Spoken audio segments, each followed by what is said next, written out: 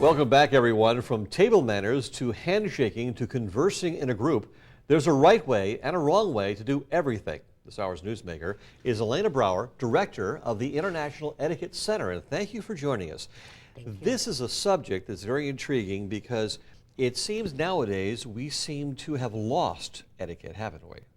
We have lost it, but I think that we're finding it again. It's swinging back in the right direction. Yes. What are some of the most common mistakes we make as far as etiquette is concerned?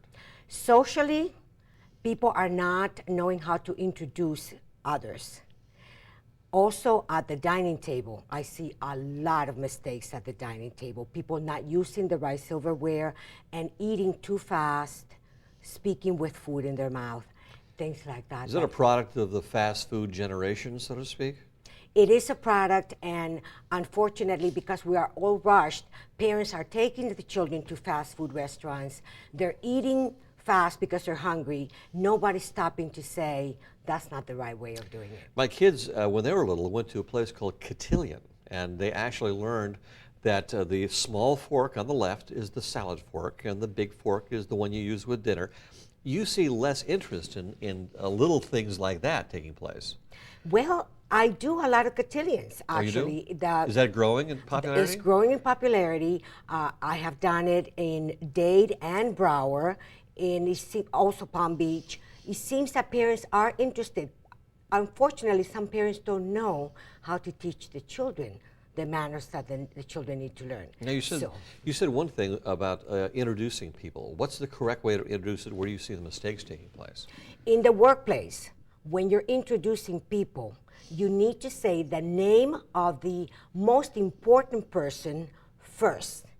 If you're introducing a senior executive, that's the name that you will say first, and then the name of the junior executive, except when it's a client. A client is always more important than the CEO. So you will say the client's name first. And you see that not taking place? Not taking place because people don't know, they get nervous, and learning how to make introductions is like everything else. You need to practice it. What's the most popular faux pas, so to speak, with table manners? With table manners is eating too much food, too fast, and talking with food in your mouth. Really? People do that on an ongoing basis? On an ongoing basis.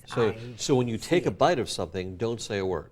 Don't say a word. If somebody asks you a question, you need to point, make some kind of a gesture that you're chewing, make sure that you finish, and then you answer the question. You are not being polite by answering right away while you have food in your mouth. This is fascinating. Now, what are some of the other, again, social faux pas we're making? We need to have good manners for people who come into this country by being friendly, showing a little smile when we see them or meet them.